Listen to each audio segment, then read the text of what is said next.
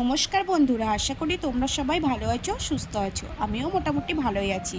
তো আজকে বানাবো দুটো স্পেশাল মেনু। তো আদাগুলোকে টুকরো টুকরো করে কেটে নিয়েছি, এবার মিক্সার ব্লাইন্ডে পেস্ট করে নেব।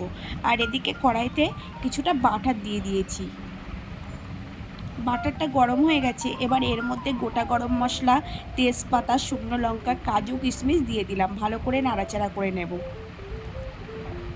লাল লাল করে ভাজা হয়ে গেলে তারপরে এর মধ্যে দুটো বড় সাইজের টমেটো দিয়ে দিয়েছি, কিছুটা আদা বাটা দিয়ে দিয়েছি। এবার যতক্ষণ না টমেটোটা ভালো করে সিদ্ধ হবে ততক্ষণ আমি নাড়াচাড়া করতে থাকবো। টমেটোটা সিদ্ধ হয়ে গেছে, আর একটু বাকি আছে।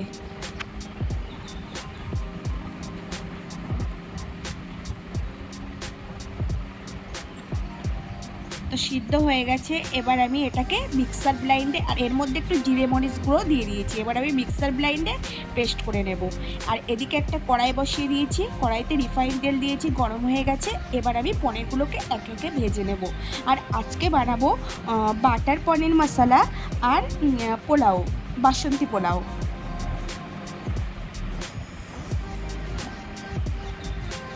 তো পনিরগুলো আমার সব ভাজা হয়ে গেছে।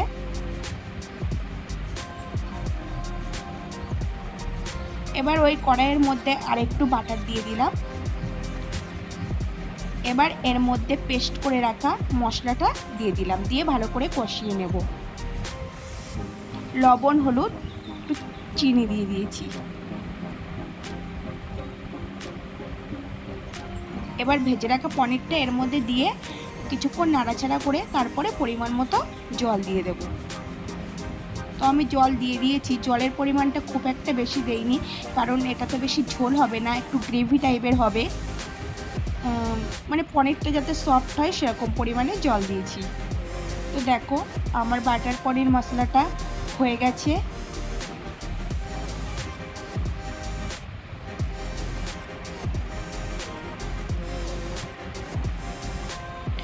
আর এদিকে আমি গোবিন্দভোগ চালটাকে ভালো করে ধুয়ে রেখে দিয়েছি।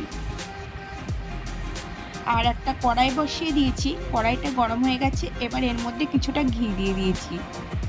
ঘিটা গরম হয়ে গেলে গোটা গরম মশলা, তেজপাতা, শুকনো লঙ্কা দিয়ে দিলাম। এবার কাজু কিশমিশ দিয়ে কিছুক্ষণ ভেজে তারপরে আমি অল্প একটু ফুড কালার দিয়ে দিয়েছি। আমি আগে করেছি হলুদ দিয়েছি, কিন্তু এবার একটু ফুড কালার দিলাম। আর তারপরে একটু আদা বাটা দিয়ে ভালো করে কষিয়ে এর মধ্যে চালটাও দিয়ে দিলাম। আলাদা করে চালটাকে ঘি দিয়ে মাখিয়ে নিলেও হতো, কিন্তু আমি একেবারে দিয়ে দিয়েছি। দিয়ে আমি পরিমাণ মতো জল দিয়ে দিয়েছি। আর 1 কাপ চাল নিলে কিন্তু 2 কাপ জল দিতে হবে। তো দেখো আমার পোলাওটা হয়েই এসছে। আর পরিমাণ মতো চিনিও দিয়ে দিয়েছিলাম। তো এই ভিডিওটা তোমাদের কেমন লাগলো অবশ্যই কমেন্টে জানিও। তোমরা সবাই ভালো থেকো, সুস্থ থাকো। দেখা হবে পরবর্তী একটি ভিডিওতে।